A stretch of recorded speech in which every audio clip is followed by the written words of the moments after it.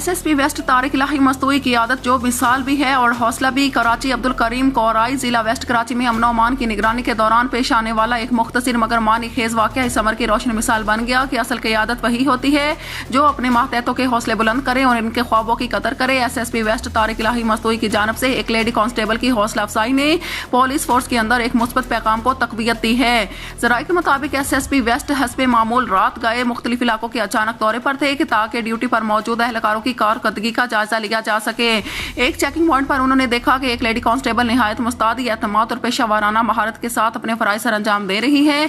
रस्मी गुफ्तगू के दौरान मालूम हुआ कि वो अपनी मुलाजमत और घरेलू जिम्मेदारियों के साथ साथ CSS के इम्तिहान की तैयारी भी कर रही हैं।